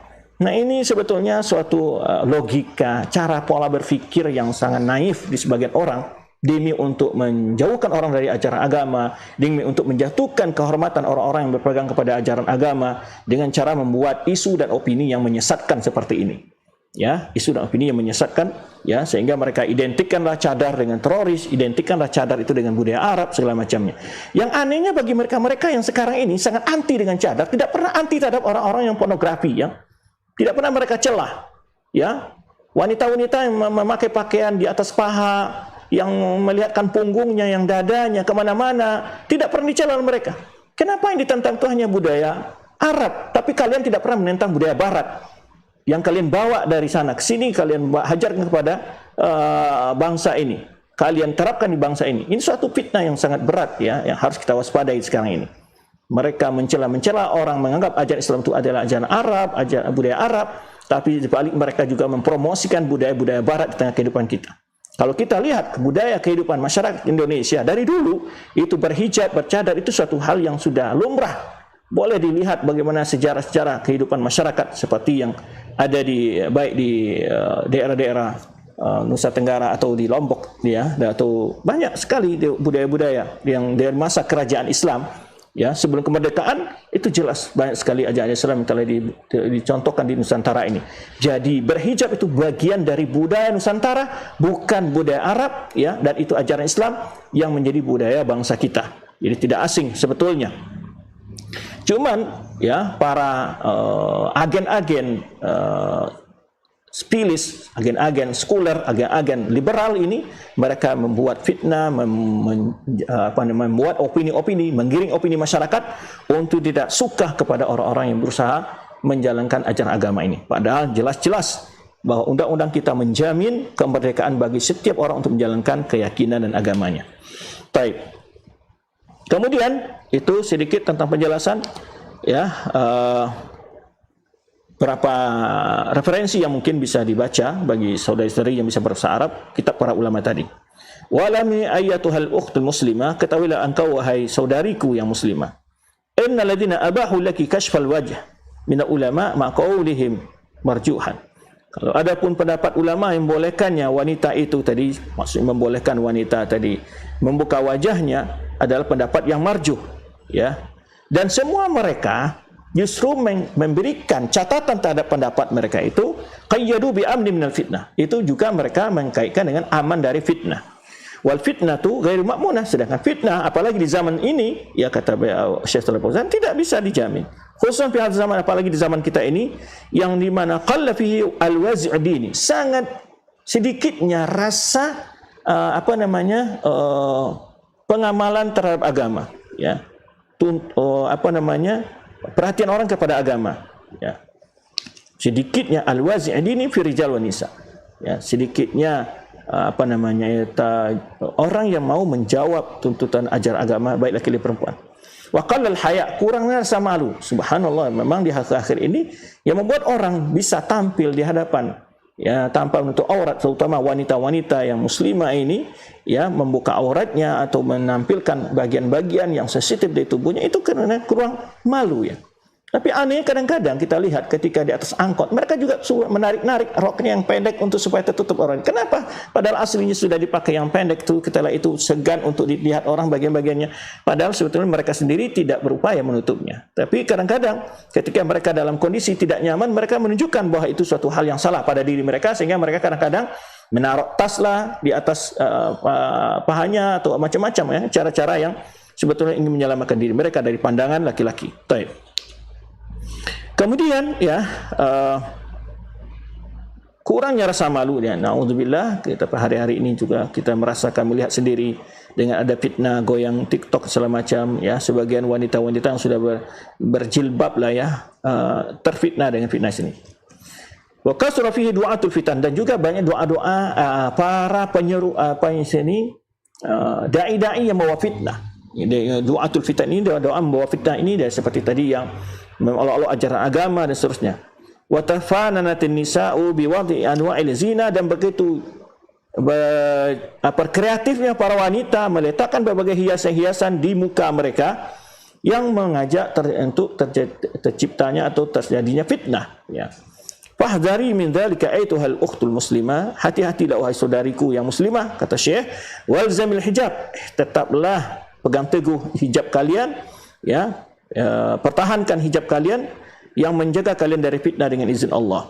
Wala ahad min ulama muslimin al-mu'tabarina qadiman wala haditsan yubihu li haula al-maftunat ma waqa' fihi. Ya, tidak ada pun seorang pun ulama-ulama yang dianggap di tengah umat ini, baik yang dahulu maupun sekarang, membolehkan mereka-mereka itu ya, yang terfitnah jatuh ke dalam fitnah-fitnah yang mereka lakukan. Ya, wa minan nisa'il muslimat man yastamil nifaq fil hijab. Nah, ini sedikit beliau memberikan catatan. Sebagian wanita-wanita muslimah ini ada yang bersifat nifaq, kemunafikan dalam hijabnya. Nah, ini juga pernah kita sentil ya. Kadang-kadang Orang akhwat itu kalau depan ikhwan yang berjenggot celana cingkrang, sok-sok alim, pakai hijab apa. Tapi kalau depan supir angkot ataupun di ojek ataupun gojek, ya masa biasa bicara. Kalau orang-orang awam yang tidak dianggap oleh dia ini nggak ngerti hukum hijab, dia dia buka-buka wajah semacam ini untuk kemunafikan di dalam berhijab, kata Syekh di sini sebutkan. Dan bahkan beliau sini mengkritik, ya dianggap sebagian wanita kalau di Saudi dia berhijab, ketika pergi keluar Saudi kata beliau mereka tidak berhijab, tidak berniqab, memperlihatkan muka mereka. Nah ini kadang-kadang kita dapati, ya sebagian kalau akhwat itu kalau dihadapan di pengajian atau dapat ikhwan komunitas apa itu di pondok keluar so alim banget. Ketika tiba di pasar yang gampang-gampang saja ngomong bermuka hijabnya dengan di hadapan penjual kah, ada ojek kah atau semacam. Ini ada seperti ini sebagian wanita tentunya. Fa idza kunna fi mujtama' taltazim hijab ihtajabna. Kata beliau ini sebutkan bagaimana bentuk kenifakan itu apabila dia hidup di tengah masyarakat yang itu mewajibkan hijab tadi bercadar semacam dia bercadar. Sebagian pemainnya kalau di kampus atau di pondok dia berhijab. Wa idza kunna fi mujtama' la yastalzim hijab lam yahtajibna. Apabila di masyarakat yang tidak mewajibkan hijab, yang tidak harus berhijab, di sana dia tidak berhijab. Nah, ini juga terdapat di sebagian mahasiswa-mahasiswi di kampus berhijab, tapi kalau udah pulang dia bahkan pakaiannya juga enggak kelihatan lagi sebagai seorang orang yang belajar ilmu agama, memakai pakaian yang ketat ya, pakai jilbab yang kecil segala macam. Ini juga terdapat di sebagian ya. Nah, apabila di tengah masyarakat yang tidak mengetahui tentang hukum hijab, dia tidak berhijab. Ya. Wa minhunna man yatahtajibu idza kanat fi makan 'am. Di antara mereka ada yang hanya kata Syekh berhijab di tempat-tempat yang umum. Wa idza dakhal mahallan tijariyan atau mustasbah. Tapi kalau masuk ke dalam mall, masuk ke dalam rumah sakit, ya, atau berbicara, ya, atau kanat tukallimu ahda saghiyatal huli, atau berbicara dengan penjual emas, penjual alat-alat kecantikan, ya, atau ahadu khiyatul malabis, atau orang penjahit baju kata beliau nisaiyah, mereka buka mukanya dengan bebas saja atau membuka lengannya, ya, ka'annaha 'inda zawjiha, seakan-akan dia berada di hadapan suaminya atau di hadapan salah seorang mahramnya. Fattaqinallah man taf'alna dzalik. Ya, kata beliau hendaklah bertakwa kepada Allah wanita-wanita yang melakukan hal demikian. Laqad syahadna ba'dhan nisa qadimat min ta'irat minal kharij. Nah, ini belum menyebutkan kami melihat sebagian wanita-wanita, ya, yang datang dari luar naiki pesawat kata beliau la yahtajibna, tidak berhijab kecuali ketika telah mendaratnya pesawat itu di salah satu bandara di Saudi umpamanya, ya. Wa ka'anal hijab, seakan-akan hijab itu adalah sara min adat la minal masyru'at diniyah, seakan-akan hijab itu dianggap hanya sebagai adat saja, tidak dianggap sebagai syariat dalam agama ini. Baik. Ayyatuhal muslimah, innal hijab yasunuki minan nadharatil masmumah. Wahai wanita-wanita muslimah, hijab itu akan menjaga kalian dari pandangan-pandangan yang beracun yang datang dari orang punya penyakit hati, ya, hatinya punya penyakit, atau wakilabil bashar, ya, buaya-buaya, atau kita anjing-anjing manusia, ya, atau kita sebut buaya-buaya, ya. Wa yaqtu anki al-atma al-mas'urah, menjauhkan engkau daripada keinginan orang yang akan membuat mengganggu, ya. Falzami wa tamassaki bihi, hendaklah selalu pegang erat, ya, hijab kalian. Wala taltafiti li da'ayatil mughridah, jangan perhatikan ocehan-ocehan, seruan-seruan, ya, yang mengajak memerangi, memusuhi orang-orang hijab atau berhijab. Atau menganggap hal itu yuqallil min sya'nihi, atau menganggap remeh perkara itu, ya. Fa innaha turidu laki syarr, ya, semua ajakan-ajakan yang meremehkan hijab itu adalah menginginkan dari kalian adalah keburukan. Sebagaimana Allah Subhanahu wa taala sebutkan dalam firman-Nya, wa yuridu alladziina yattabi'una asy-syahawati an tamilu mailan 'azima. Orang-orang yang mengikuti syahwat itu ingin kalian condong secondongnya. Jadi ingin ikut seperti mereka, ingin hidup bergaya mereka, maka perlulah wanita-wanita muslimah untuk bertahan dalam hijabnya, bersabar, ya, dan itu akan menjaga diri mereka dari kejahatan-kejahatan, ya, baik kejahatan yang bersifat fisik ataupun bersifat rohani dan lain sebagainya. Wallahu alam bissawab. Itu yang dapat kita bahas jumpa kita kali ini. Pas, ya, hampir 1 jam kita bahas untuk materi, dan berikutnya kita masuk pada sesi tanya jawab. InsyaAllah jumpa yang akan datang kita akan bahas yaitu fasal yang kelima, yaitu bicara tentang hukum-hukum yang khusus dengan wanita dalam solatnya, khusus yang khusus bagi wanita dalam solat. Wallahu a'lam bishawab.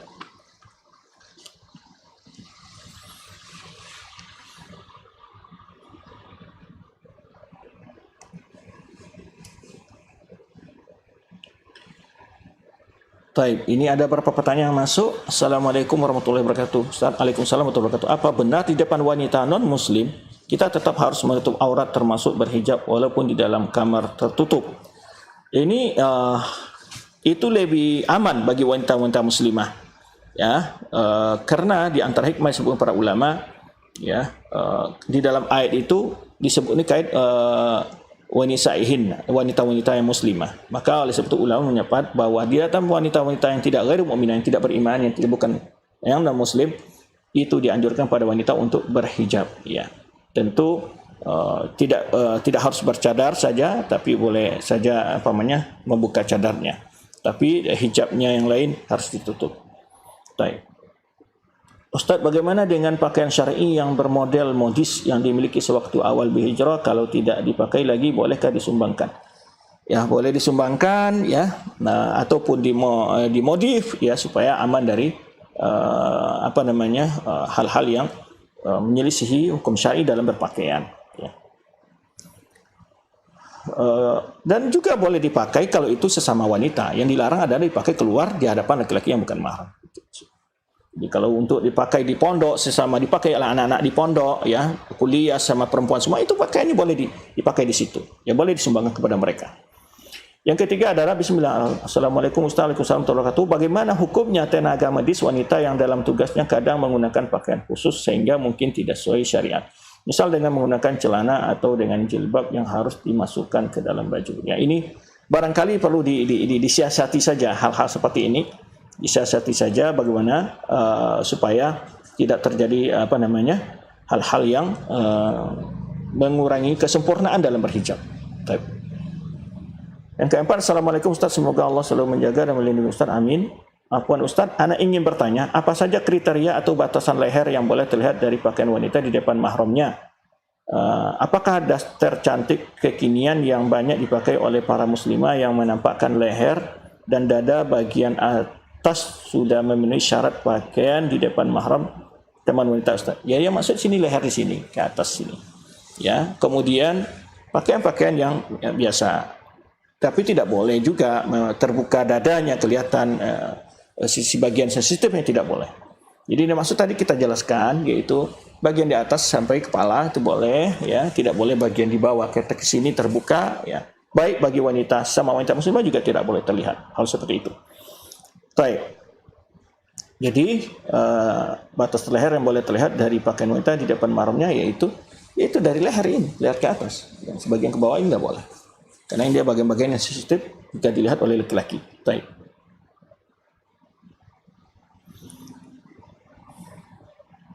Ustaz, bagaimana hukumnya memakai jilbab model bolong tangan atau belah tangan? Apakah termasuk modis tabarus?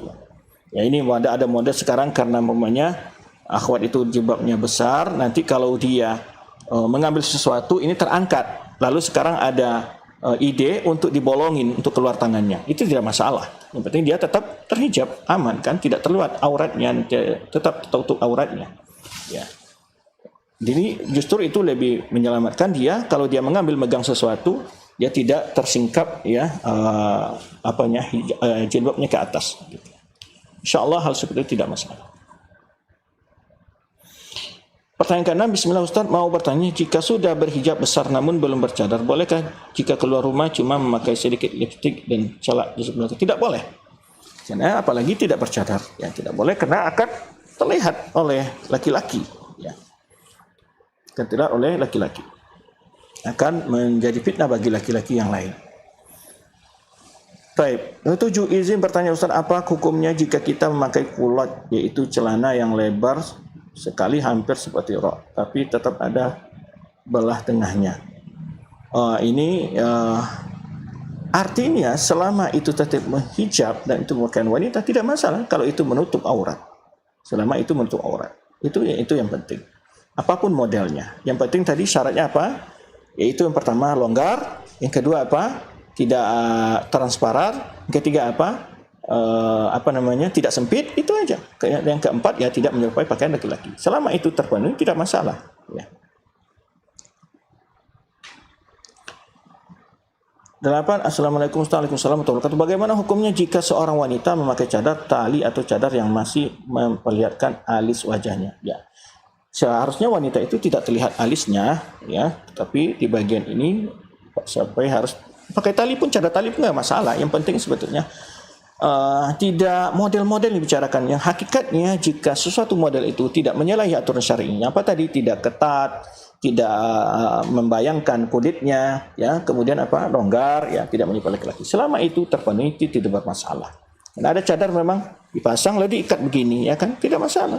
Ya, kalau itu diturunkan, ya, terlihat alisnya. Baik. Pertanyaan ke-9, Ustaz Jazakumullah khairan, apakah wanita boleh, Waalaikumsalam warahmatullahi wabarakatuh, apakah wanita boleh berolahraga sepeda karena baju olahraganya menggunakan celana? Tidak masalah, wanita boleh saja bersepeda dengan komunitas-komunitas yang jauh dari pandangan laki-laki, ya, masalah, tidak bermasalah dia. Ya, yang penting pakaian yang dipakai tetap menutup auratnya secara longgar, tidak membayangkan kulitnya, tidak menyerupai pakaian laki-laki, ya, itu yang kita sebutkan tidak ketat, selama itu boleh. Ya.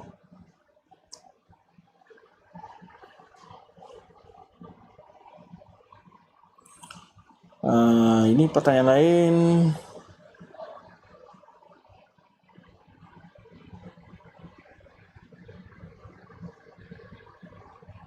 Ke-10, bismillah. Apakah diperbolehkan jika wanita memakai pakaian warna yang cerah seperti putih dan warna nude lainnya, Ustaz? Warna tidak ditentukan untuk pakaian wanita. Cuman diutamakan yang lebih gelap, itu aja. Atau diutamakan yang tidak membuat orang mengajak orang, pandangan orang untuk tertuju kepadanya. Itu. Warna tidak pernah ditentukan. Tetapi umumnya kebanyakan wanita-wanita, ya, yang lebih aman itu warnanya agak gelap, ya, coklat tua, hijau tua, biru tua, ya. Kemudian bismillah, bertanya Ustaz, apa batasan aurat wanita sama wanita dan apa hukumnya wanita memakai pakaian yang bermotif? Tadi kita katakan bermotif selama tidak itu dipakai di hadapan orang-orang yang bukan mahramnya dia, keluar rumah secara bebas, ya, bermotif, yang motif itu tidak membuat orang terpancing untuk menatap, terpana kepada dia, tidak bermasalah. Kemudian di sini aurat sama wanita muslimah, yaitu batasnya sama seperti batasan dengan ada mahram kita, tidak boleh terlalu, umpamanya di asrama, sama asrama, tidak boleh menampilkan bagian-bagian yang sensitif juga bagi wanita tadi. Karena pada saat sekarang begitu besar fitnahnya wanita tarik sama wanita, ada laki-laki tarik sama laki-laki. Maka oleh sebab itu juga harus perhatikan aurat, ya, di hadapan sama wanita itu tidak boleh bagian sensitif ini terlalu terbuka lebar, ya, tetap, ya, sebenarnya kita sebutkan bajunya harus jika tidur satu kamar dengan teman-teman, ya, harus di atas lengan, ya, sampai siku umpamanya, kemudian di bawah lutut sedikit, ya. Kemudian Ustaz, bagaimana jika wanita menggunakan baju tidur lengan dan celana panjang namun bermotif berhijab serta menggunakan kaos kaki kemudian menyapu di teras depan rumah, apakah boleh? Di sini boleh tidak bolehnya tadi apa? Aman dari pandangan laki-laki yang bukan mahram, itu saja.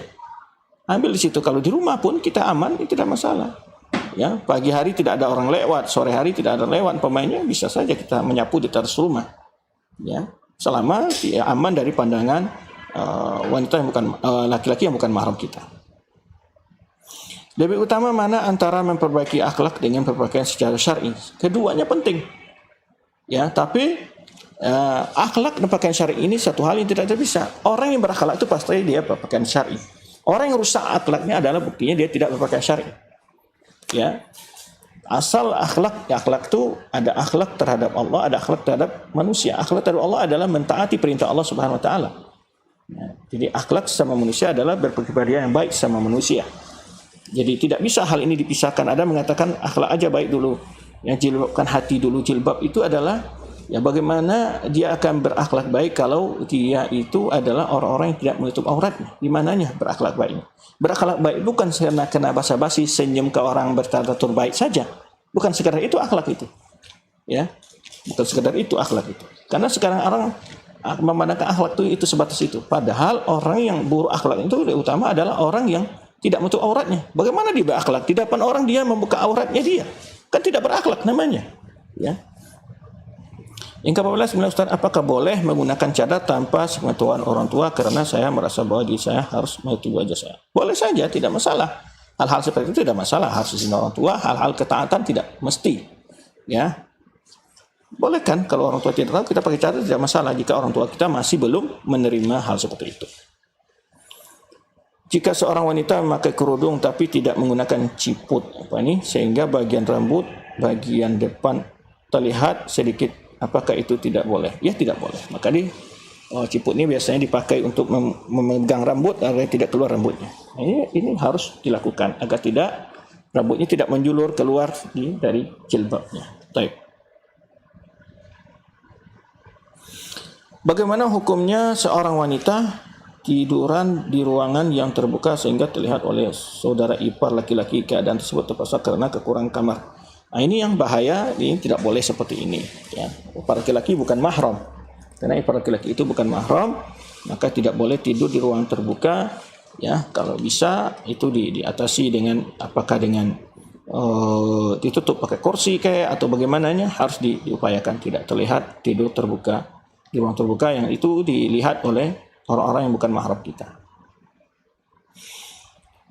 Bolehkah wanita mempromosikan suatu produk dengan menampakkan suara meski tidak dilemah lembutkan? Ya boleh saja. Suara wanita tidak aurat, yang rajih daripada para ulama ya. Tapi yang dilarang itu adalah membuat fitnah dengan suaranya, itu yang tidak boleh. Baik.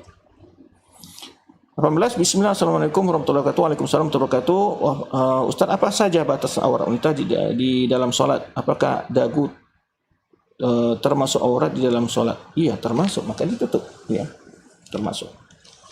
Baik, Ustaz, bagaimana? Cuman memang muka tidak termasuk aurat, tapi kecuali ada di hadapan laki-laki yang bukan mahramnya. Itu. Ustaz, bagaimana jika ingin niat menggunakan cadar tetapi anak tidak dibolehkan oleh orang tua karena mereka bilang seperti toris dan lainnya? Ini yang tadi kita sebutkan. Perlunya penjelasan yang baik kepada orang tua kita yang mungkin termakan oleh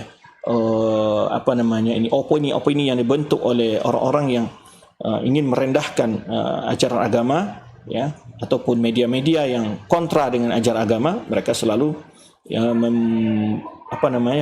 menyeramkan. Padahal kalau kita lihat, mana teroris yang pakai cadar sih? Ya, teroris mana yang pakai cadar? Di Indonesia istri-istri teroris sebelumnya mereka sebelum tertangkap suami tidak pakai cadar tuh. Boleh dilakukan penelitian. Ya, bahkan sekarang ini koruptor pun sudah pakai cadar. Jadi cadar itu bukan standar ya. Kalau begitu kita bisa balik juga. Apakah setiap wanita-wanita yang memakai pakaian yang minim-minim begitu kita bisa tuduh pelacur? Kan tidak. Kita tidak pernah menuduh setiap wanita yang pakaian pelacur, pakaian minim, kelihatan pahanya, lututnya ataupun bahkan pinggulnya kadang-kadang. Apa kita langsung persepsi orang ini pelacur? Ini yang perlu dibenarkan pola berpikir masyarakat kita. Baik para orang-orang yang pejabat-pejabat publik, tokoh-tokoh agama, ya isu yang disebarkan isu yang benar. Teroris itu bukan dari segi penampilan. Ya, teroris itu adalah doktrin yang dimiliki oleh dia. Adapun penampilan, kalau penampilan bisa kita ukur, bisa setiap orang berdasi kita tuduh koruptor. Ya. Ketika apakah pejabat hukum yang melanggar hukum, apa kita tuduh semua mereka tidak pantas. Karena yang salah itu bukan ajaran agamanya, bukan pakaiannya, yang salah itu adalah doktrinnya. Betapa banyak juga orang-orang teroris yang tidak berjenggot, yang tidak memakai celana lepis, ya, dan bahkan memakai topi, ransel, segala macam. Apakah itu setiap orang memakai ransel bisa dikatakan sedang bawa bom? Kan tidak demikian. Ini yang perlu dibenahi di dalam pola berpikir masyarakat kita. Ustaz, bagaimana kalau sudah berpakaian sesuai syariat namun karena bentuk tubuh gemuk, kadang bagian dada terlihat lebih menonjol bila sudah berjalan? Bagaimana hukumnya? Ya, ini kan sudah upaya kita. Ya, yang penting tidak terlihat dengan jelas, tapi itu hanya karena mungkin angin atau apa, itu jelas hal yang di luar kemampuan kita. So, apakah ada cara yang bisa dilakukan agar tetap bisa menjalankan ibadah umrah haji dengan benar tetapi tidak merasa risih saat cadar meski dibuka? Ya itu tadi, seperti tadi, kalau memang di hadapan orang yang bukan mahram kita tutup dengan pakai masker atau pakai apa, atau dengan anduk atau dengan jika memungkinkan. Kalau memberatkan itu sudah ada rukhsah di sana, karena memang juga terdapat dalam peristiwa haji ketika Fadl bin Abbas melihat wanita di saat di Mina umpamanya. Berarti wanita-wanita di situ juga terlihat secara tidak sengaja, dia tidak tahu ada laki-laki lain yang melihat dia. Itu di luar kemampuan kita. Bagaimana hukumnya mandi bersama dengan mahram? Apakah itu sunnah Rasulullah dan apakah memang tidak ada batasan dari itu semua? Maksudnya mandi bersama mahram ini gimana ini?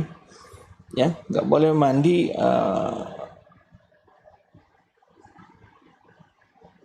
ini maksudnya bagaimana hukumnya mandi bersama mahram? Tidak boleh mandi bersama. Ya, seorang adik dengan kakak, ya, laki perempuan nggak boleh. Boleh mandi bersama itu nggak boleh, walaupun bersama mahram, tetap haram hukumnya. Maksud di sini dalam tempat yang di kamar mandi, ya beda lagi. Kalau di kolam renang itu beda lagi, yang masing-masing menutup aurat. Maksudnya di kamar mandi maksudnya. Kalau bismillah yang ketiga ini, Ustaz, bagaimana jika calon suami saya menyarankan saya untuk buka cadar saya karena cadar sangat awam di kalangan keluarga dan lingkungan beliau? Ini yang perlu ditawarkan, perlu dijelaskan pada lingkungan keluarganya, ya, dan dia harus memberi pengertian kepada keluarga dia hal seperti ini. Baik. Terlepas dari pro kontra antara wajib tidak wajibnya, ya, tentu ini juga ketika di tengah masyarakat kita juga perlu hikmah juga, ya, perlu hikmah juga dalam berdakwah. Jadi kalau memang masyarakatnya sangat awam, ya, belum mengerti dan mereka terfitnah dengan tuduhan-tuduhan teroris, maka sementara waktu boleh-boleh saja kita tidak memakai cadar yang sempurna, tapi dengan cara apakah memakai masker atau lain cara lain sebagainya untuk tidak terlihat wajah secara sempurna. Baik. Bagaimana menyikapi orang tua yang mengatakan pakai cadar kok enggak konsisten, giliran ana menggunakan cadar malah disuruh lepas, ana bingung. Baik. Ini perlu dijelaskan saja sama orang tua kita, ya. Boleh dijelaskan kepada dia kondisi-kondisi kita ataupun kemampuan kita, ya. Termasuk dari pertanyaan sebelumnya, ya, kalau memang ketika berada di lingkungan keluarga dia saja yang keluarga yang tidak menerima, ya di situ saja kita berusaha untuk tidak memakai cadar, tapi di tempat lain kita memakai cadar karena kondisi masyarakat atau kondisi lapangan dakwah itu berbeda lagi. Ya. Assalamualaikum Ustaz, izin bertanya. Waalaikumsalam warahmatullahi wabarakatuh. Apakah memakai konektor strap masker termasuk memperlihatkan kecantikan? Jazakumullah khair. Paham ini? Maksudnya bagaimana memakai konektor strap masker? Okay. Pertanyaan berikutnya, izin bertanya Ustaz, bagaimana hukum bawah dagu, apakah termasuk aurat? Iya, termasuk aurat, ya. Kalau begitu, Ustaz ingin bertanya, kalau ada foto masa kecil belum balik di somset yang enggak menutup aurat, apakah tetap mendapatkan dosa jariah, Ustaz? Iya, kalau sebelum balik kita tidak menutup aurat kan kita tidak berdosa sebetulnya. Tapi foto tadi bukan dari segi tidak menutup auratnya salah di sini, di sisi fotonya. Dan foto itu bisa membawa fitnah, bisa dilakukan hal sihir dan macam-macamnya, karena ain dan macam itu.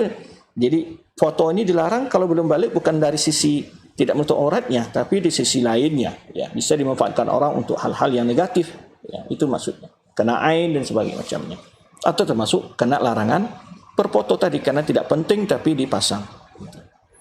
Ulama membolehkan foto untuk keperluan yang memang dibutuhkan seperti KTP, SIM, paspor, ijazah, itu saja. Tapi tidak boleh untuk hal-hal bersenang-senang, berhibur-hibur dengan itu, ya.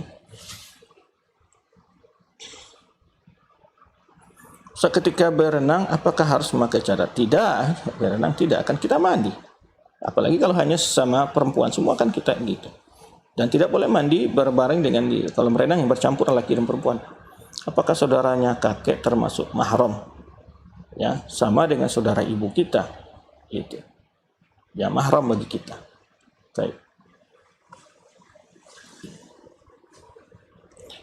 Ustaz, bagaimana jika calon suami saya menyarankan saya untuk berbuka cadar saya karena cadar sangat awam di kalangan keluarga dan beliau? Ini tadi yang kita jawab nih, pertanyaan ini. bahwa hal ini perlu dijelaskan ya kepada keluarganya, juga kesempatan untuk mendakwahi mereka. Tapi tadi kalau memang itu harus dilakukan, hanya terbatas pada keluarganya saja, kita tidak sehari-hari kita buka cadar.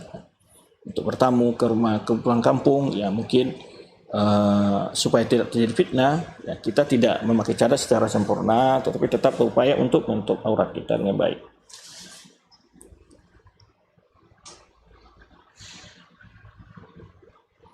Sikap anak terhadap orang tua yang melanggar atau melarang anaknya memakai kaos kaki, sedangkan kaki itu aurat, Ustaz. Syukuran. Ya, itu yang dijelaskan pada orang tua kita. Kebanyakan orang tua kita itu bukan berarti dilarang sebenarnya, cuma dia tidak tahu hukumnya, maka kita harus menjelaskan kepada orang tua kita tersebut bahwa itu bagian dari aurat yang harus ditutup.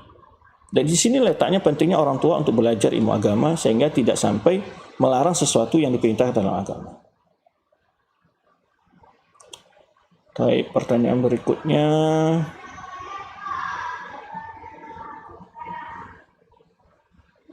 Ustaz, apakah benar pakaian wanita itu boleh isbal dikarenakan kakinya aurat? Nah, maka ukuran isbalnya wanita itu sebelum pertama bila melebihi 1 jengkal daripada menutup kakinya. Jadi kalau melebihi itu juga. Bahkan ulama juga menyebutkan isbal itu juga termasuk bukan di kaki aja sebagai menyebutkan, juga di lengan. Kalau melebar dan melebihi dari yang sewajarnya. Jadi wanita itu kelebihan pakaian dari tumit itu sejengkal supaya tertutup ya. Nah, kalau melebihi itu di antara isbal yang disebutkan para ulama.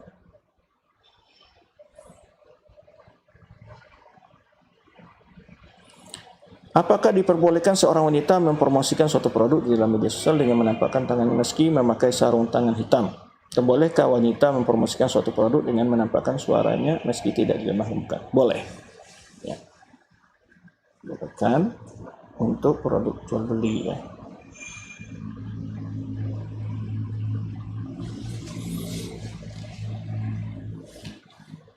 Kalau jam tangan apakah termasuk perhiasan yang tidak boleh dinampakkan di hadapan laki-laki yang bukan? Iya kan. Kalau kita jam tangan kelihatan berarti kan itu. Tapi kalau dia pakai kaos tangan semacam itu jam di luar itu tidak masalah.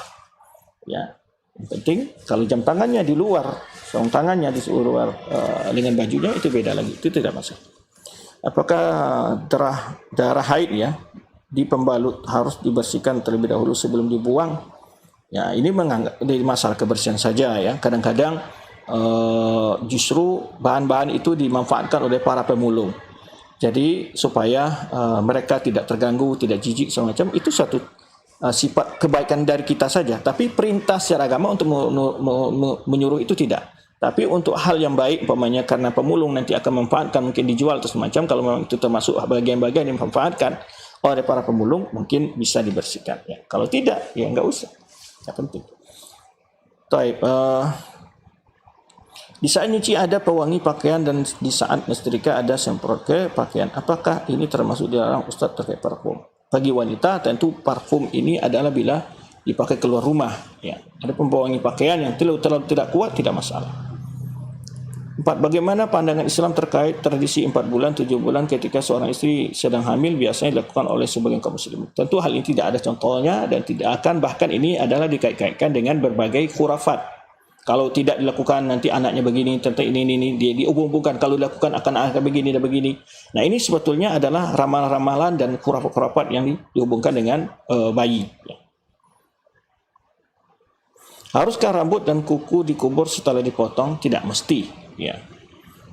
Cuman kadang-kadang kalau rambut itu terpaksa harus dibungkus yang baik-baik supaya tidak dimanfaatkan oleh orang yang jahat juga kadang-kadang seperti itu. Bolehkah mencukur bulu betis dan mencabut bulu hidung? Boleh. Ya. Bolehkah menjemur pakaian di luar rumah apa termasuk aurat? Bolehkah menjemur pakaian di luar rumah apa termasuk aurat? Tidak masalah. Menjemur pakaian di luar rumah tidak masalah. Tidak masuk aurat. Kalau jam tangan apakah termasuk perhiasan tidak boleh tampakkan di hadapan laki-laki? Ini sudah kita jawab. Apakah darah? Ini sudah kita jawab semuanya.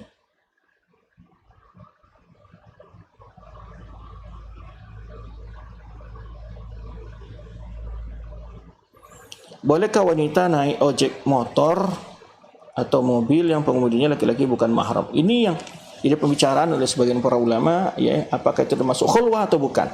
Yang rajih termasuk khulwah sebetulnya. Termasuk khulwah jika berduaan di dalam suatu kendaraan. Bolehkah wanita berpakaian hak tinggi? Hak tinggi ini Allahu a'lam, yang setelah Anda baca berapa fatwa para ulama, mereka melarang. Bahkan juga ditinjau dari segi medis, ini akan merusak kesehatan seorang wanita. Ya. Karena juga tersebut para ulama, pertama ilahnya adalah menyerupai kaum-kaum yang orang-orang wanita yang kafirah, orang-orang wanita kafir. Kedua, menyerupai wanita-wanita fasik. Yang ketiga adalah itu terdapat unsur penipuan supaya terlihat tinggi. Yang keempat, di antara alasan disebutkan para ulama adalah adanya di situ mengganggu kesehatan bagi wanita.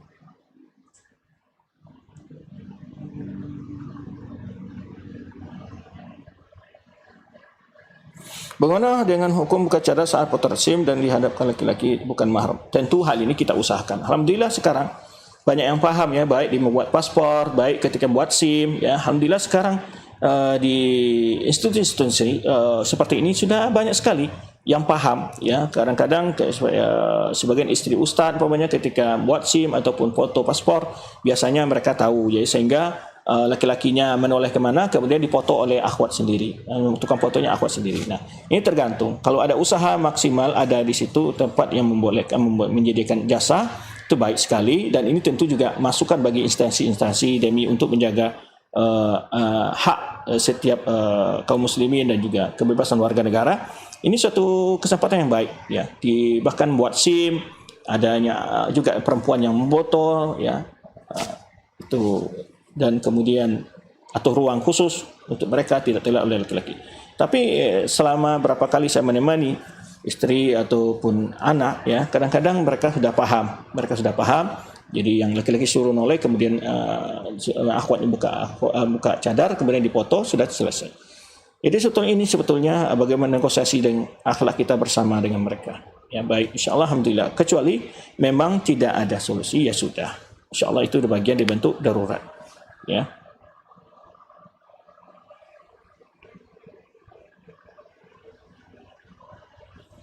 Taib, tinggal 1 menit ya. Ini pertanyaan terakhir karena jadwal kita 10.30. Untuk Pak Ustaz, apakah untuk pakaian diperbolehkan untuk memakai yang tidak berbentuk badan, tapi itu berbentuk celana yang mendelai lebar, bajunya juga panjang sampai lutut, hijabnya juga menutupi dada, apakah diperbolehkan? Tadi sudah kita jelas, selama pakaian itu menutup aurat, modelnya apa, bentuk celana yang berbeda tapi longgar segala macam, itu semuanya kembali daripada syaratnya terpenuhi dari menutup aurat saja. Ya, apakah harus baju kurung yang mau longgar, itu menutup aurat. Ya, melonggar ke bawah ataupun pakai baju celana yang yang lebar, aslinya dari kain khusus wanita, longgar kemudian sampai nutup ke lutut seperti yang disebut Rasul, itu tidak ada masalah. Yang penting adalah menutup aurat. Yang longgar tidak membayangkan kulit, ya tidak tipis, tadi tidak ketat, ya, dan tidak menyerupai laki-laki. Itu aja diambil konsepnya. Dan tidak memancing orang untuk terpersona atau menarik pandangan orang untuk selalu melihat kita. Itu saja kaidahnya. Baik, mohon maaf, masih ada pertanyaan-pertanyaan yang lain ya. Mohon maaf, banyak sekali pertanyaan-pertanyaan yang masuk, masih belum sempat kita jawab. InsyaAllah akan dijawab sebagian ini di grup MMS Madrasah Marah Solihah. Semoga apa yang telah kita sampaikan dapat kita ambil faedahnya. Kita akan selalu belajar, insyaAllah akan selalu kita berusaha mengulang-ulang apa yang telah kita pelajari, penjelasan ulama tentang berkenaan dengan masalah lagi, pertanyaan-pertanyaan berkenaan pakaian atau haid, nifas, segala macamnya, talak, juga berbagai macam bentuk hukum berkenaan dengan ibadah, solat, ya, puasa, zakat, haji dan seterusnya. Puasa, haji, ya. Ini ada penjelasan nanti ilmu khusus dengan solat, kemudian setelah itu ilmu khusus dengan kalau salah dengan puasa, ya, ataupun dengan haji. Setelah ini ikuti saja majlis-majlis kita ini ya. Setelah ini akan dijelaskan pula hukum-hukum yang khusus dengan wanita dalam hukum jenazah ya, kemudian dalam perkara puasa, kemudian juga para haji dan umrah ya. Itu di antara yang akan dibahas. Ada juga nanti hukum yang khusus dengan keluarga ya, talak, cerai, rujuk segala macamnya. Baik, dan juga hukum-hukum berkenaan dengan walimahan sebagainya. Semoga Allah SWT senantiasa memberikan kesehatan dan kesempatan kita untuk belajar bersama. Demikian, terima kasih untuk akhwat semua. Wallahu a'lam bishawab. Mohon maaf, ada pertanyaan masih banyak belum terjawab, dan juga mohon maaf jika dalam penyampaian materi ini ada kekurangannya. Subhanakallah bihamdika asyhadu an la ilaha illa anta astaghfiruka wa atubu ilaik. Wassalamualaikum warahmatullahi wabarakatuh.